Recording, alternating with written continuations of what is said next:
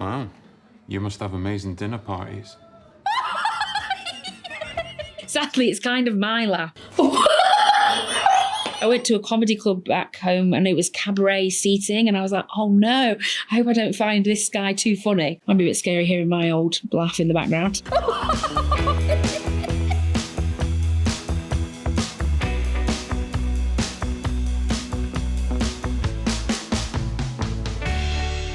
Hello, I'm Richard Gadd. My name's Jess Gunning. I'm Weronika Tofilska. I'm a director of Baby Reindeer. I play Martha. I'm the exec producer, actor and writer of Baby Reindeer. And this is Variety's Making a Scene. I felt sorry for her.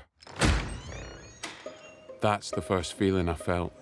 I always wanted the show to open straight away, kind of throw you right into the deep end. That's what the live show did. Baby Reindeer, the live show, opened with, I felt sorry for her. That's the first feeling I felt. It's the most important part of the show almost in a way because it sets everything in motion. I also really wanted to get his self-hatred across in the first voiceover as well. So the very fact that he says, I felt sorry for her, that's the first feeling I felt, it says what he feels about Martha. It's a patronizing, arrogant feeling. Who's Donny to hand out sort of empathy cards to people when his life is going so wrong?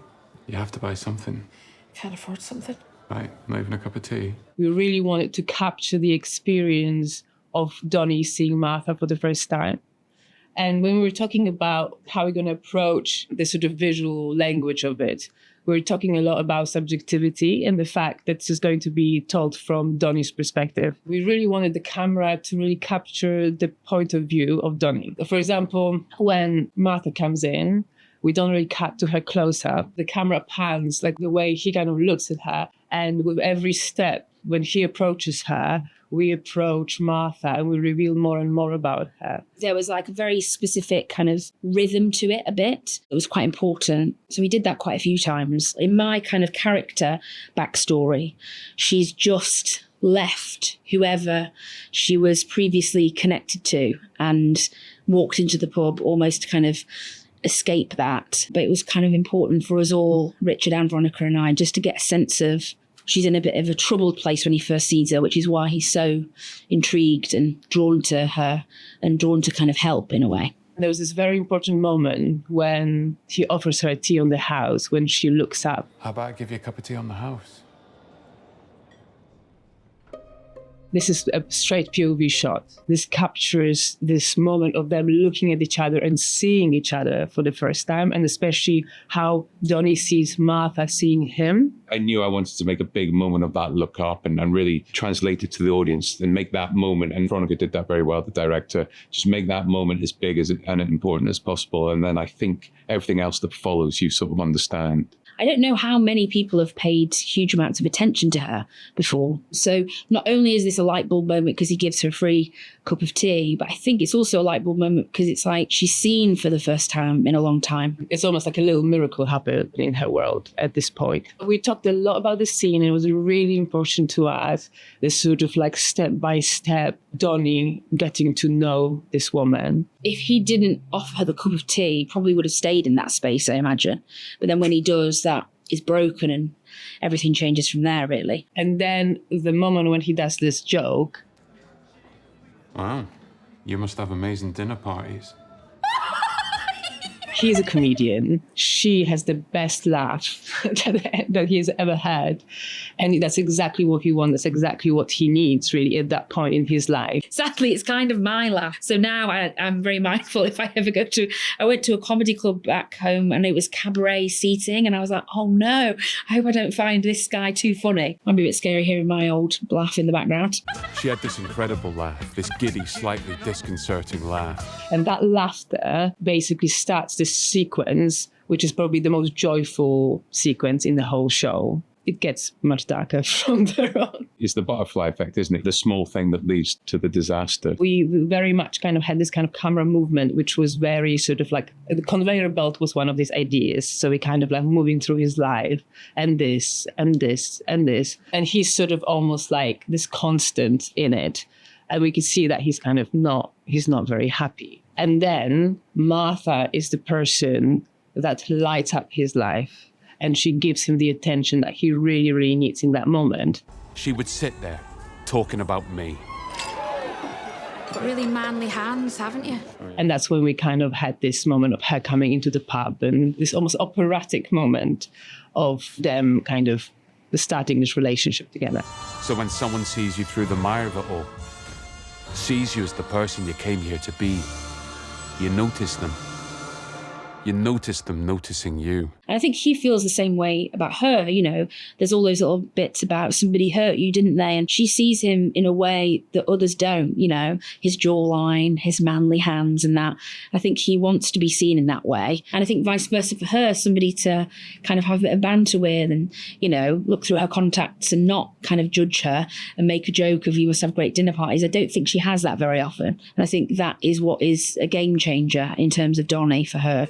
Every day now, Martha would come in, each time with new makeup, new hairstyles, like a kid playing dress-up. I thought it was very important to get the sort of passage of time up top with the opening montages. I also thought it was very important to throw the audience into a sense of propulsion. I would obsess about these montages, and I always wanted the voiceover, but no gaps. I think the temptation sometimes in the edit is to give the audience pause for thought.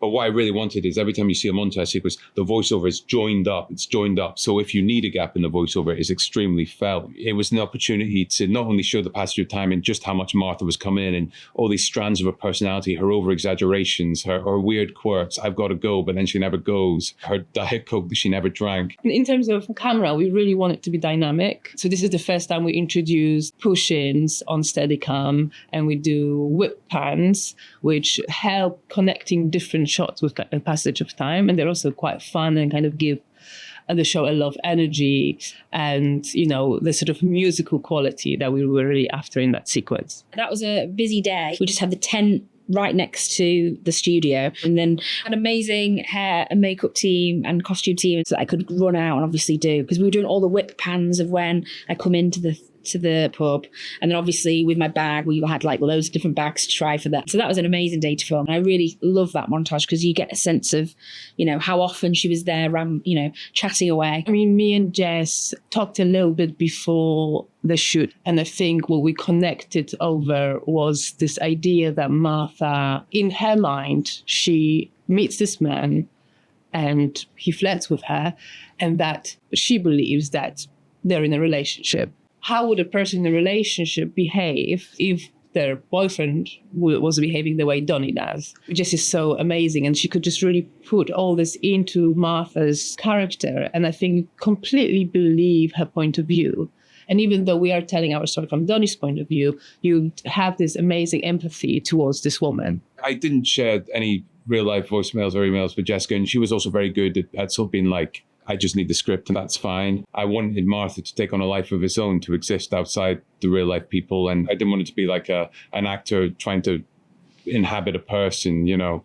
I wanted it to be its own character. Donny as a character and Martha as a character were just so clear to me that I didn't want to muddy it by confusing it with any information about the real person. Because obviously this is told through Donny's point of view, and it's based on a true story that happened to Richard, but she's a character. We were sort of trying to, throughout the whole show, put people in the experience of Donny. I think that was like our first rule. We want to create an environment that reflects how he feels.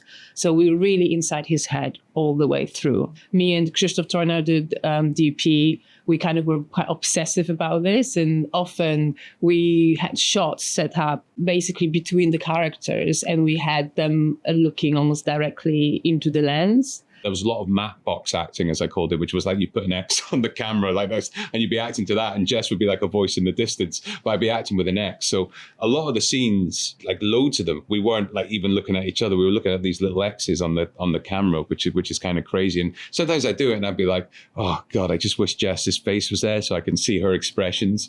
And sometimes I'm like, God, I really hope it doesn't show that I'm acting to a red X on a camera box. I'll be the one sitting next to the gorgeous brunette. Who's that then? Oh, you mean me?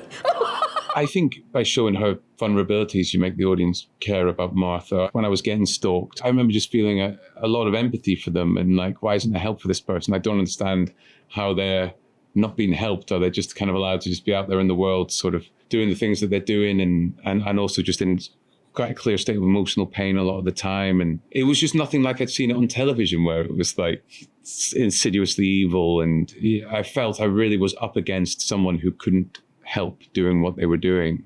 And there's a great sadness in that I wanted to capture. Sure, I'll come picnic with you. Oh, my. Picnic fun times with my favourite reindeer. Throughout the whole show, we very much explore the conflicting feelings that Donny has towards Martha. We really wanted to create almost a sense of a very unlikely sort of love story between those two people. And obviously it's not really a love story, it's a sort of platonic love story. But it was really important to us that, you know, in terms of both music and how we film it, there is this sort of idea there of a sort of a beginning of a relationship. When I said Richard already had some ideas initially with what kind of music he wanted. And then we really stayed away from anything too modern and contemporary because there's something very timeless about this story. And also I think Martha sees herself as a sort of romantic heroine in some ways. And so, you know, Patsy Cline or Brenda Lee or Dusty Springfield are kind of that world. I'm 42. You're 42? Well, you'd better give Peter Pan his moisturiser back. My, oh, my. It was the most important casting, I think. The show really hinged on an actor being able to deliver the nuances of Martha. If somebody plays it nothing but evil, nothing but weird, nothing but twisted, the show fails to take on the nuance that I think it needs to be an interesting piece of work. I've never read a character quite like her before, and I think that the challenge was, I suppose, trying to capture what Richard wrote on the page and translate that to screen, because I think she's one of the most fascinating kind of multi-layered, contradictory characters I've ever read. And so I think the challenge was trying to get that balance right. who was it? Sorry, can you let go of my hand now, please? I want names. The casting process was long and it was challenging. And I always kind of wanted Jess. Every time I'd seen her in something, she stole the scene in anything she did. Yeah, I auditioned over the space of about 4 months, really. I think that they wanted to kind of just really make sure that the chemistry between us was spot on, because I think you could go several ways with the part of Martha. I really fought for it because I just saw her so clearly. And I just kept thinking, oh man, if somebody were to do this and play her as a villain or play her as crazy, you'd miss the point a bit, because she so isn't that. And so I went in again and again to try and persuade them. There was quite a funny story that I think she's told publicly, and she wouldn't mind me saying, because there was a bit of a question about should Martha be older. And she did a self-tape where she like aged herself up, and she went out and bought like a wig from a joke shop. And it was the maddest wig I'd ever seen. But again, just like this commitment, this passion for it. I'd gone in a few times and obviously was just absolutely dying to do it. And I'd heard on the grapevine that they didn't think I was old enough. And so I spoke to a friend of mine who's actually an amazing makeup designer called Nadia Stacey. And I was chatting to her and I was like, if you were designing this show, would you think I was too young? And she was like, no, I just would either wig you up or grey your hair a bit and, you know, do what they did in the show to make me look 42, 43. So she sent me to a wig place in London and they wigged me up and aged me up. And then I went and put myself on tape and sent it over to be like, look, see, please, you know, and luckily it worked. They probably just were like, oh, guys, she's who's this woman? Back off.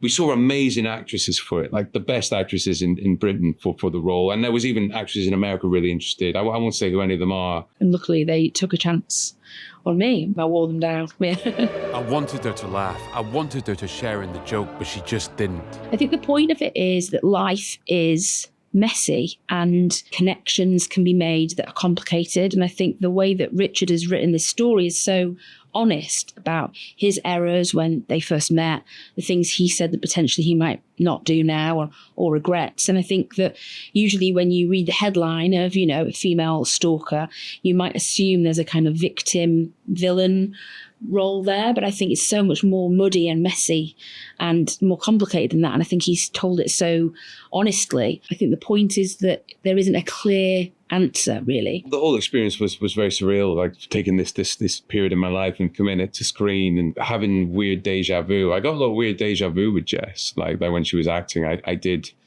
sometimes I'd be like I'd have to be, I'm on a film set. What? Like I really felt like the film set disappeared, the camera disappeared, and I was kind of back there. I did have these weird sort of life imitating art imitating life moments on set for sure. Yeah, it was surreal. It was very surreal, the whole thing. Sometimes you do this job to entertain and make people feel like they can escape. But then very occasionally a job like this comes along that is kind of, not to be too cheesy, but changing people's lives. And so to be part of that is just incredible.